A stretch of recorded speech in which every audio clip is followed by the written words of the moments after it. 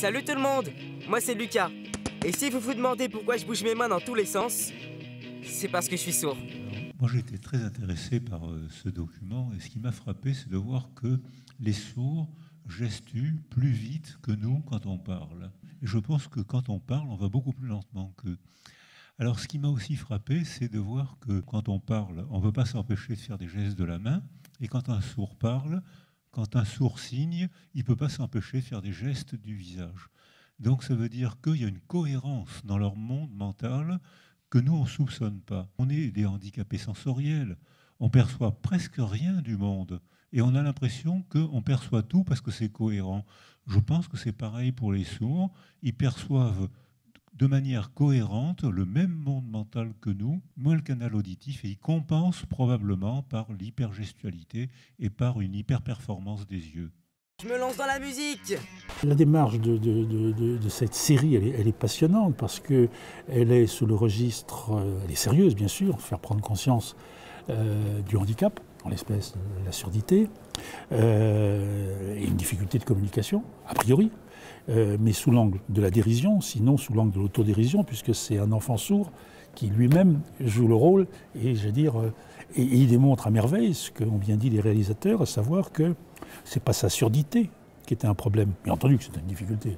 Incontestablement, il souhaiterait, lui le premier, pouvoir entendre et pouvoir parler comme tout le monde.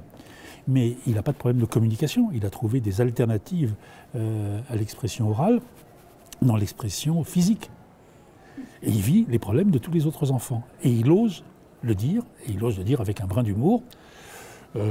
Et donc c'est une série entre guillemets décapante, mais décapante au bon sens du terme. Ça remet en réalité que le handicap existe, et ça remet en perspective, c'est qu'on peut vivre en étant porteur de handicap.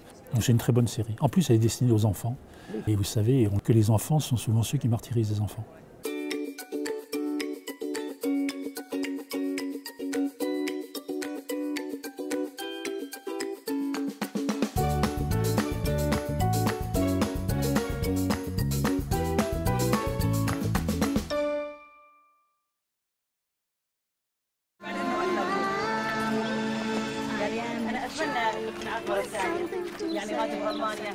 J'espère qu'on va se revoir en Allemagne. Vous êtes très cher à notre cœur. Faites attention à vous et à très bientôt. Vous aussi, au revoir. Le drame des gens qui sont transplantés, ça a toujours existé, ça existera toujours. Et effectivement, aujourd'hui, c'est les Syriens et c'est d'autres qui sont jetés comme des hordes, perdus sur les routes, les images qu'on a vues en Hongrie ou ailleurs, qui rappellent celles de 1939. En revanche, ce qui est intéressant, c'est que ce document, et qui participe d'une série, il est le fait d'essayer de donner un regard d'enfant à destination d'enfants. Bon, bien entendu, tout a été préparé par des adultes. Mais il y a une marge importante qui est concédée à la jeune journaliste, entre guillemets, qui va la faire réagir comme une enfant et s'exprimer en direction d'autres enfants. Et là, on peut penser effectivement que ce film s'inscrit dans le cadre de la Convention internationale, à savoir respecter et promouvoir la liberté d'expression des enfants en direction de l'ensemble de la société, pourquoi pas en direction des enfants. Elle veut vraiment elle veut vivre une vie de famille, elle veut que ses enfants partent à l'école comme tous les enfants, mais elle ne peut pas, elle en a marre. Voilà. Et je pense que ça ne fait que commencer. Parce que maintenant, il y a l'émigration de la guerre, l'émigration de la pauvreté, l'émigration de persécutions religieuses, et il va y avoir l'émigration de la sécheresse. On attend maintenant 250 millions de migrants dans les décennies à venir. Donc c'est un problème énorme. Et il me semble qu'il y a une mauvaise solution, une bonne solution. Je ne sais pas ce que vous allez en penser, mais la mauvaise solution, c'est les camps. Dans les camps, on est enfermé. Et on ne peut pas s'intégrer dans un camp. Et donc il faut trouver d'autres systèmes d'accueil. Et la bonne solution, c'est les enfants entre eux. On a sous-estimé le pouvoir psychologique des enfants entre eux. Chaque enfant sert de base de sécurité à un autre enfant. Dès l'instant où des liens de jeu, des liens d'affection se tissent, ça ne règle pas le problème. Mais les enfants tiennent mieux le coup, puisqu'on sait maintenant, quand on fait des populations de migrants, que les enfants seuls sont ceux qui souffrent le plus et sont ceux qui déclenchent le moins de processus de résilience. Alors que les enfants, entre eux, se stimulent, se sécurisent, et très souvent, comme je l'ai vu en Haïti, c'est eux qui servent de base de sécurité parfois à leurs propres parents.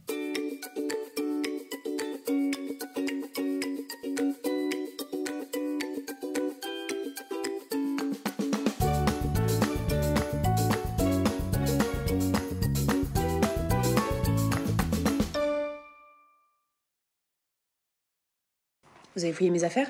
Peut-être qu'on doit t'appeler Moudjahida Souya. Bonjour ma vie privée. Heureusement que j'ai rien à cacher. On rigole pas, qu'est-ce que c'est? Mes recherches. Tes recherches. Pour Sciences Po. Le djihad, les jeunes qui partent, les médias en parlent tous les jours. Cette petite scénette est poignante, mais je crois qu'elle dit bien, elle montre bien une défaillance de notre culture. C'est-à-dire qu'on pense que les enfants ne sont façonnés que par les parents. Alors qu'en fait, on sait que dès l'âge de 6 ans, ils commencent à échapper à la pression parentale pour être façonnés par l'école et le quartier. Or, il y a maintenant, c'est vrai, il y a un phénomène planétaire. Ceux qui en souffrent le plus, c'est les musulmans. C'est effectivement une situation à laquelle ont été confrontés nombre de parents dans les quelques mois qui viennent de s'écouler et auxquels bon nombre de parents risquent d'être confrontés demain. C'est pas découvrir que sa gamine n'est plus vierge, c'est pas découvrir que sa gamine consomme du hash ou autre chose, ou qu'elle s'apprête à fuguer, c'est découvrir que sa gamine non seulement participe d'une idéologie qui est totalement autre que celle dans laquelle on a cru vivre et éduquer son enfant, au point où elle vous rejette, elle vous traite de mécréant, elle vous rejette totalement. Au CNRS, il y a un observatoire qui a été fait de manière populationnelle. 40% de ces enfants sont des enfants de chrétiens, gentils, équilibrés, de familles épanouissantes. 40% de ces enfants sont des enfants de musulmans, de gentilles familles, équilibrées, épanouies et épanouissantes. 1% sont des enfants de juifs, et les autres sont des enfants de athées. Ça montre que ces jeunes peuvent se trouver dans toutes les familles de France et de Navarre. Ce n'est pas un problème de statut social, c'est un problème de fracture, quelque part, dans la vie de cette gamine. Bon, il y a eu à mon avis la fracture du divorce, qu'elle a mal vécu, comme dans le passé, d'autres ont mal vécu le divorce, qui faisaient de l'anorexie, qui se suicidaient, qui faisaient de la délinquance. Aujourd'hui, c'est l'exaltation, une cause, et je pars sur cette cause. Ces familles qui non seulement ne comprennent pas la déchirure que leur impose leur enfant, mais en plus, c'est qu'ils sont insultés par les gens du quartier et qu'ils sont agressés, qu'ils soient chrétiens, musulmans. C'est une cascade de souffrances et c'est bien la preuve que, en dehors de la famille, on peut contrôler les pressions de la culture à condition qu'il y ait un relais culturel, de quartier. Mais je parle de la culture qui façonne les enfants. Le mauvais match de football, le mauvais orchestre, la pièce de théâtre sur le quartier, cette culture de quartier, c'est ce sport de bas niveau, on l'a oublié et il faudrait peut-être le redévelopper. Je ne sais pas, c'est une question que je vous pose. C'est un sujet qui est pas facile à vivre, parce qu'il faut vivre cette révélation. Ensuite, il faut réagir, y compris en faisant des conneries, y compris en commençant par utiliser la force et la violence. C'est le gouvernement qui ouvre des centres de déradicalisation. Je vous mets dans des murs guides de déradicalisation, donc vous sortirez au bout de 18 mois déradicalisé. C'est un peu simpliste comme approche. Donc on voit une famille qui effectivement va essayer d'inventer une réponse d'abord en empêchant sa fille de partir, en la kidnappant, en recréant du lien avec elle, etc. etc. Et finalement, elle va y parvenir, peu importe les méandres par lesquels elle va y aller. Arrêtez de flipper là, qu'est-ce qui pourrait m'arriver derrière un écran? Bah, que tu te maries avec un converti et qu'ils veulent te ramener là-bas, par exemple, je sais pas. C'est quoi ça? Une nouvelle bague. T'aimes? Ça, c'est une alliance, Chama, putain! De toute façon, c'est mieux comme ça.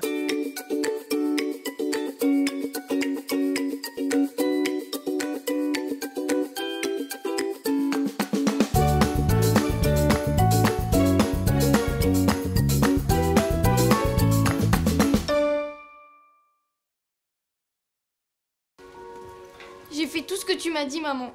Je suis restée concentrée, j'ai soutenu la prof. Et alors? Tout le monde s'est foutu de moi. On m'a insulté, on m'a même traité d'intello. Mais c'est pas une insulte, ça, un télo. Quand ça vient après bouffonne et balance, si, c'est une insulte. C'est vrai que souvent les parents ne savent pas que l'enfant est harcelé. D'une part parce que l'enfant veut préserver ses parents et ne veut pas faire de peine à ses parents, donc il se tait pour protéger ses parents. À qui l'enfant pourrait-il parler ? Dans les études, on se rend compte que les enfants, dans ce cas, parlent d'abord aux infirmières, très peu aux médecins, ou dans la famille, la grand-mère, c'est-à-dire quelqu'un qui est sécurisant et qui n'est pas vigoureux, qui écoute, mais ce qui caractérise aussi ces enfants, c'est qu'ils sont quand même d'une gentillesse excessive, et qu'il y a un moment où il faut parfois dans la vie savoir ne plus être gentil, et que ces enfants sont anormalement gentils. Donc ils se préservent mal, et donc ils donnent un peu la parole, l'acte au harceleur. Et dans ce document, on voit très bien comment ces filles, qui sont douées aussi pour le harcèlement, elles sont douées pour le harcèlement surtout au téléphone, plus que dans les coups, mais le téléphone peut faire beaucoup de mal aussi. Et on voit que ces filles-là ont un arrêt de l'empathie, c'est-à-dire une inaptitude à se représenter la souffrance qu'elles infligent aux autres. Et que je crois que la meilleure prévention, c'est ce que vous avez fait, c'est-à-dire un film qui montre que ce n'est pas anodin de harceler. Attention, quelque chose s'est passé dans ton développement qui fait que tu ne te rends pas compte à quel point tu fais souffrir. Regarde ce film dans ton fauteuil, on en parlera plus tard, et tu vas voir que ce qui est un jeu et un petit plaisir sadique pour toi, que tu crois sans conséquence, en fait est un immense malheur pour l'enfant harcelé. Le soutif, c'est pour faire joli. Ça, c'est des nichons de filles. Toi, t'as rien. C'est qu'une planche à pain. Allez-y. Arrêtez. Arrêtez, stop, arrêtez, je vous dis stop. Les parents sont souvent dépassés par les événements parce qu'ils apprennent ou ils constatent les choses a posteriori, souvent trop tard. Les institutions ne savent pas toujours ouvrir leurs yeux ou décrypter les situations. Quand elles arrivent à décrypter les situations, souvent elles mettent une chape de béton pour éviter le scandale et qu'on en parle. Quand elles lèvent la chape de béton, elles ne sont pas toujours compétentes pour organiser les réponses adaptées. Bon, c'est un vrai problème de société auquel on est confronté, avec en arrière-fond cette idée, c'est que des enfants peuvent être victimes des enfants. Il ne faut pas être angélique, l'homme n'est pas naturellement bon, et collectivement, les enfants peuvent être des gens ignobles qui commettent des actes gravissimes. Donc il faut protéger les enfants contre les enfants, et il faut que ceux qui vivent autour d'eux, parents, institutions, éducation nationale, police, justice, simples citoyens dans la rue, dans les quartiers, dans les immeubles, soient vigilants sur des appels à l'aide, parce qu'il y a eu des appels à l'aide pour Manon qu'on n'a pas su décrypter. Et si on avait su les entendre, su les décrypter, peut-être qu'elle ne serait pas morte.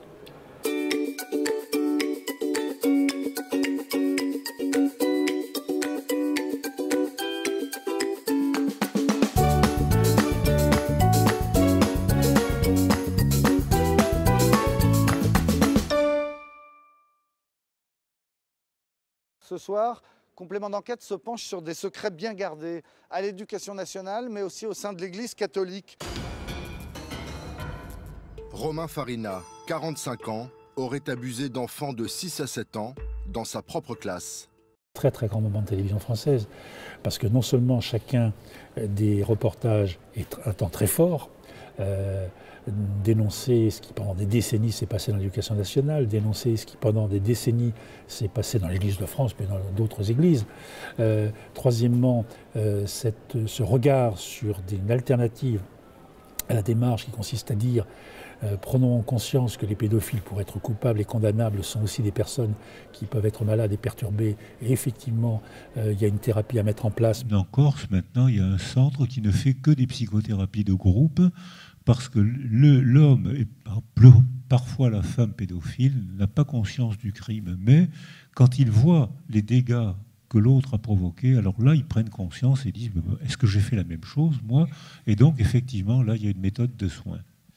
Mais il y a aussi poser le problème de la réalité de la pédophilie dans nos sociétés, de la réalité des responsabilités par-delà les hommes, la responsabilité des institutions, en laissant faire, en ne sanctionnant pas, sinon en cautionnant, c'est de la très bonne, j'allais dire, télévision politique au sens noble du terme, qui laisse à voir, qui laisse à réfléchir et qui doit amener à des prises de décision. C'est déjà mystérieux d'expliquer l'attirance vers quelqu'un de l'autre sexe. On a plein d'hypothèses, mais on n'a pas de vraie explication. Alors expliquer cette attirance intense pour un enfant, c'est encore plus mystérieux. Et en disant ça, je pense à l'inventeur de l'ordinateur, Tulving, qui était pédophile, qu'il a avoué en demandant qu'on lui fasse une lobotomie. Et c'est qui est interdit par la loi. Et il a dit, ben, si vous ne me faites pas une lobotomie, je vais me suicider. Et il m'est arrivé aussi d'accompagner des femmes pédophiles. Il y en a certainement beaucoup moins que d'hommes, mais là encore, c'est un mystère. Qu'est-ce que c'est que ce mystère, cette pulsion intense, comme disaient la plupart de mes patients, quand ça me prend, rien ne pourra m'arrêter. Alors l'énoncé de la loi, ils le connaissent. Tant pis, je passe à l'acte. Tant pis, c'est trop fort pour moi. Alors c'est un mystère. Je pense à une de mes patientes femmes pédophiles qui était indignée par les journalistes. Et elle me disait, mais vous vous rendez compte, on leur fait découvrir l'amour et ils nous présentent ça comme un crime. C'est-à-dire que c'est mot à mot la même phrase que prononçaient les hommes pédophiles. Vous vous rendez compte, j'ai été condamné à la prison alors que je lui ai fait découvrir l'amour.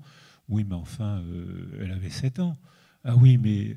Donc, alors là, il y a un énorme mystère de la pulsion vers l'autre sexe, de la pulsion vers un enfant, et surtout parfois de cette pulsion non négociable qui n'est pas soumise au raisonnement.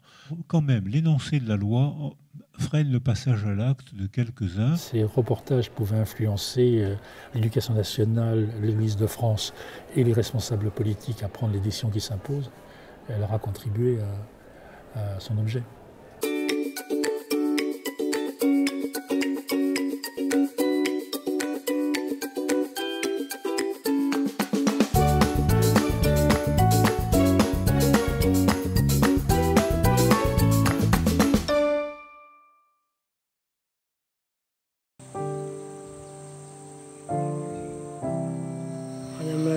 Moi, je vous le dis sérieusement, je n'aime pas ce centre éducatif renforcé.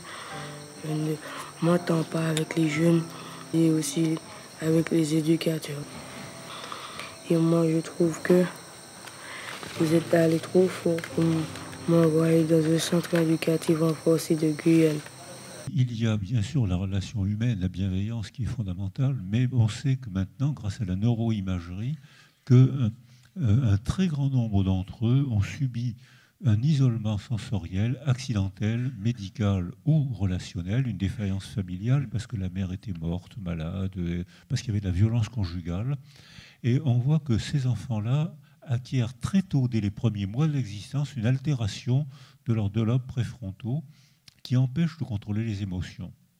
Et on le mesure maintenant, et on voit que ce qu'on appelle l'amygdale rhinencéphalique, celle qui est là et pas celle qui est là, c'est le socle neurologique des émotions. Et ces enfants, ayant été isolés précocement par un accident de la vie au cours des premiers mois de l'existence, ne savent pas contrôler leurs émotions. Et ils interprètent tout comme une agression. Qu'est-ce que tu as à me regarder comme ça? Pourquoi tu me manques de respect? Et donc, ils se socialisent extrêmement mal. Et ils ont une cascade d'actes qui les empêchent de socialiser. Et je réagis comme vous devant le talent de ces éducateurs, qui, eux, ont à la fois la fermeté, la gentillesse, et c'est l'association de la gentillesse et de la fermeté qui est sécurisante pour les enfants. Parce que dans les années d'après-guerre, on était tellement terrifiés par le nazisme et la Seconde Guerre mondiale qu'il y a eu un mouvement, il ne faut rien interdire aux enfants. Si on n'interdit rien, ils vont bien se développer. Et on se rend compte que l'interdit est une structure affective. Tu peux te permettre ça, tu ne peux pas te permettre ça. Et là, il y a une défaillance qui est relationnelle due à l'accident précoce, et ces éducateurs ont un très grand talent. Je vais terminer en disant qu'une remarque de ce film, c'est que on m'a pris mon MP3 et alors il me reste que le cannabis ou le tabac.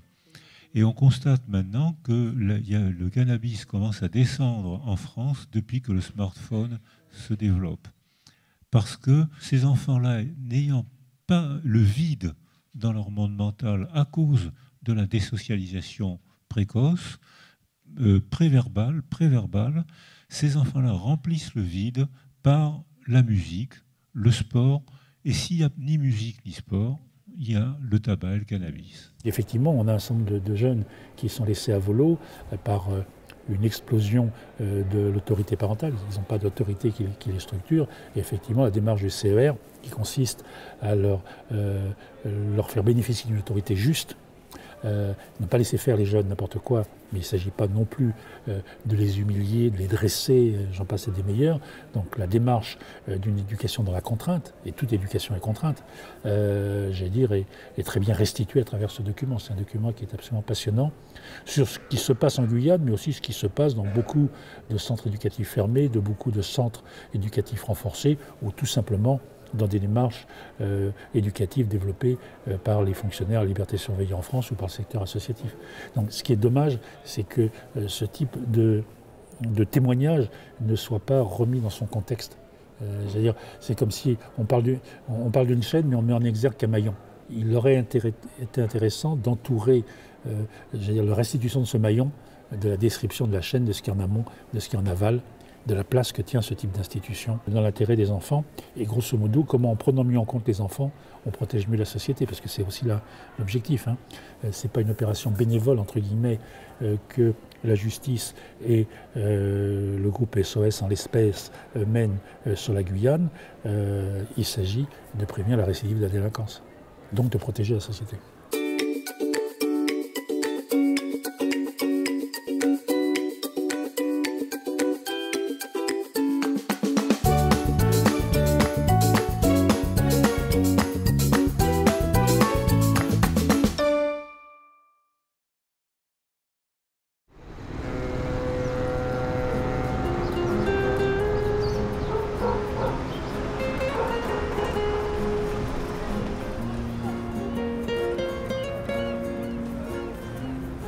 Je m'appelle Omar, j'ai 15 ans. Je suis parti au bled en Alger parce qu'il y a des misères au bled. Alors, ces enfants réalisent des performances physiques extraordinaires, de voyager, de dormir on ne sait pas où, de manger on ne sait pas où, d'échapper aux agressions physiques ou sexuelles, pas toujours. Mais ces enfants, finalement, ils sont très exposés. C'est-à-dire que c'est probablement quand on fait un suivi longitudinal très long de ces enfants, on se rend compte qu'il faut beaucoup travailler pour les aider, alors que certains enfants redémarrent tout de suite. Et le danger de ces enfants, c'est d'être hyper adaptés à la rue, parce qu'ils sont victorieux. Ils ont appris à résoudre des tas de problèmes. C'est des petits astucieux, ils savent où manger, où trouver de l'eau, où se cacher. Et à ce moment-là, ils acceptent mal l'aide des adultes, des éducateurs, les psychologues, les médecins. Alors j'ai travaillé avec Xavier Emmanuelli. Alors d'abord en Colombie, mais beaucoup d'enfants des rues, comme vous l'avez dit, c'est eux souvent qui décident de quitter la famille, parce que là, la famille est un peu dysfonctionnelle. Les enfants ne sont pas sécurisés chez eux, ils sont plus sécurisés dans la rue. Ils sont mieux dans la rue que chez eux. Et ils apprennent à vivre dans la rue.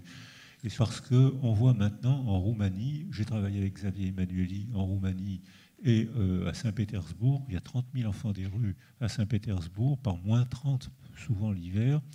Et ces enfants ne savent vivre que dans la rue, et eux, ils savent vivre par moins 30. Et quand on voulait les aider, ils nous agressaient. On était transparents à leurs yeux, ils refusaient les soins. Et là, c'est des enfants finalement qui sont très difficiles à resocialiser, d'autant que maintenant, on voit apparaître des bébés de rue, puisqu'il y a des garçons et des filles qui vivent dans des égouts et qui font des bébés dans la rue. Alors c'est un problème très difficile, qui a peut-être toujours existé, mais si on entoure ces enfants, on va récupérer un certain nombre, mais c'est des enfants qui sont difficiles à récupérer. L'intérêt de ce document, c'est de mettre en exergue les dysfonctionnements qui, j'allais dire, entoure la prise en charge ou la réponse, pardon, qui est apportée à ces jeunes. Comment se fait-il que ces jeunes qui sont par définition en danger, être tout seul lorsqu'on est adolescent en France et qu'on est dans la rue, ne pas être considéré comme en situation de danger, c'est au sens de l'article 315 et suivant, c'est abracadabra. Donc comment l'État, comment la patrie autoproclamée des droits de l'homme peut laisser à la rue 1000 ou 2000 personnes tenues pour mineurs, qu'elles jugent être mineurs, sans les prendre en charge. Donc il y a un réel problème. Donc l'État viole la loi. Et à l'autre bout de la chaîne, l'État, sinon les collectivités locales, violent là encore la loi, en garantissant pas à des enfants qui ont été pris en charge par la puissance publique sur les impôts payés par les uns et les autres, qui ne représentent pas une situation de danger, qui ne repartiront pas, quoi qu'il arrive, dans leur pays pour des raisons économiques ou des raisons militaires ou de conflits communautaires, ou aussi parce qu'ils sont pourchassés pour être homosexuels, etc. À l'autre bout de la chaîne, après tout le boulot qu'on a fait pour ces gosses, ne pas consacrer leur présence en France est une erreur. La limite de ce document, c'est qu'elle montre les lacunes du dispositif. Il ne montre pas, comme il aurait pu le montrer, qu'il se fait des choses assez extraordinaires en France pour les mineurs étrangers isolés et que l'immensité d'entre eux vont trouver leur place en France, vont devenir français. J'ai marché jusqu'à vous. J'ai marché jusqu'à vous.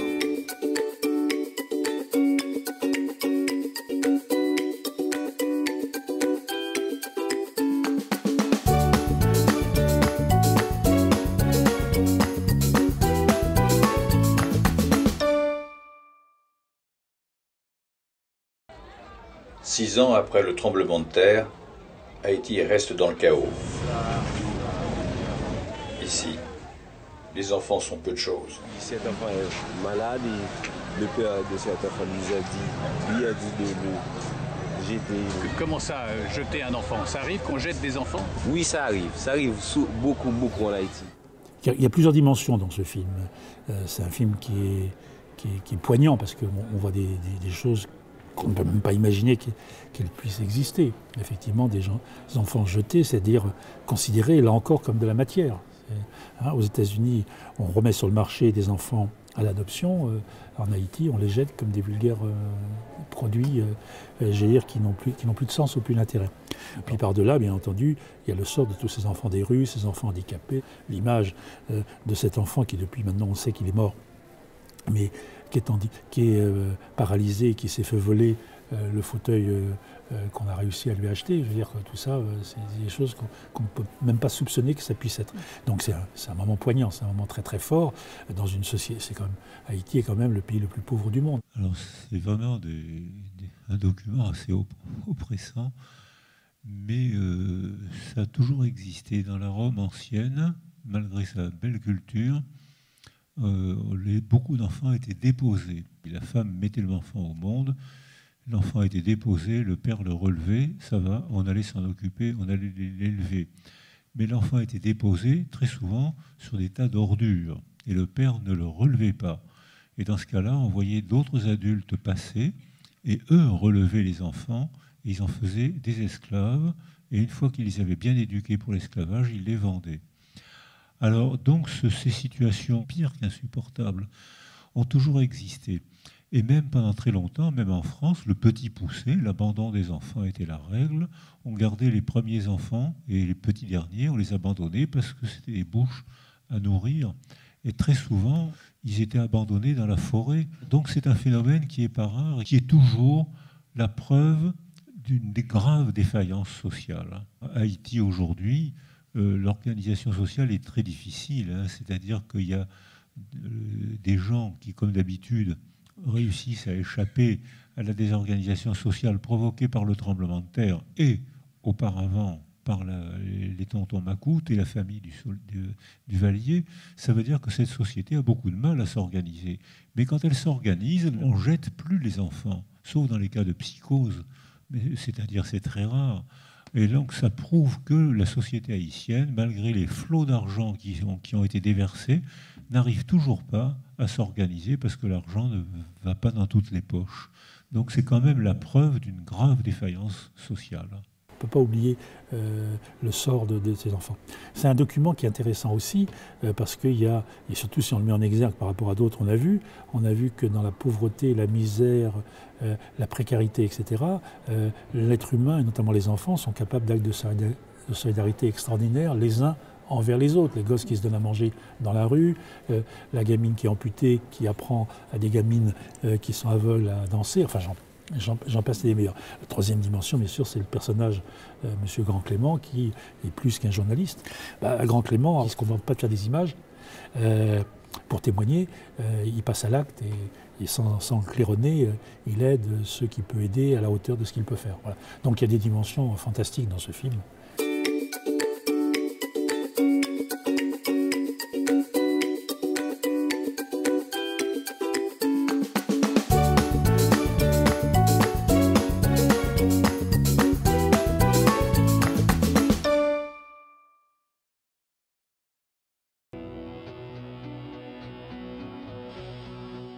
My daughter was taken directly from the hospital. 2 days old. I was never given the chance to be a parent.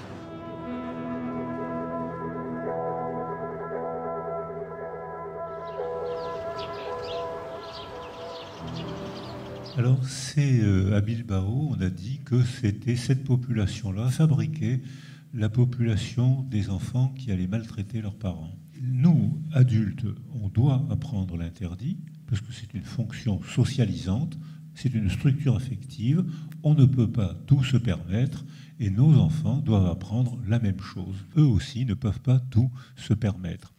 Alors ça fait des situations, surtout dans les pays d'Europe du Nord, qui sont très attentifs au développement des enfants et qui obtiennent quand même, populationnellement, ils obtiennent quand même des succès très appréciables, mais il n'y a pas de succès sans effet pervers. Tout dépend de la manière dont on énonce l'interdit. L'idéal, c'est d'énoncer un interdit préverbal. Un bébé, dès l'âge de 6 mois, comprend. Il baisse les yeux, il met les mains. Puis ensuite, on explique l'énoncé préverbal. Quand on arrive à la fessée ou à l'acte, c'est qu'on a échoué. C'est que les énoncés préverbaux et verbaux n'ont pas été suffisants pour que l'enfant intériorise l'interdit. Alors je pense que la solution, ce serait d'expliquer aux parents et non pas de séparer les enfants. En fait, vous avez besoin de faire un acte d'autoritarisme parce que votre autorité n'a pas été assez reconnue. Et que si j'ai besoin de faire preuve d'autorité avec une fessée, c'est la preuve que je n'ai pas d'autorité. Donc à ce moment-là, il faut renforcer les parents au lieu de les humilier et de les séparer. Je pense qu'on est en train de suivre ce chemin, c'est les parents qu'il faut renforcer. Pour que les parents n'aient pas besoin de faire acte d'autorité abusive, il faut leur donner l'autorité émotionnelle et légale. Ce qui est intéressant, c'est comment un pays qui est identifié et repéré comme le pays des droits de l'enfant, celui qui combat la fessée, celui qui met le plus d'argent auprès de l'ONU et auprès de l'UNICEF, comment ce pays, par un système de prise en compte des droits des enfants, peut déboucher sur le système le plus inhumain qui soit à l'égard des enfants qui sont en situation précaire, puisque des gamins peuvent être séparés de leurs parents. Or, il n'y a rien de plus important que de rompre le lien parent-enfant pour n'importe quelle raison. Donc, c'est là où on voit que, j'allais dire, en voulant faire le bien, on peut faire le mal à la hauteur XXXL. Donc, c'est très, très préoccupant. Là où c'est encore plus préoccupant, c'est qu'on peut dire que ça ne se passe pas qu'en Norvège. Ça se passe aussi en Angleterre. Et on peut se poser la question de savoir si demain, effectivement, on en est loin d'être là, mais pour certains, je pense à la loi du 14 mars 2016, certains, en portant cette loi, étaient dans l'idée qu'il fallait savoir couper le plus tôt possible les liens parents-enfants pour en faire des enfants adoptables. Donc en d'autres termes, peut-être que ce qui se passe en Norvège présuppose ce qui peut se passer en France. De ce point de vue-là, c'est un film très politique.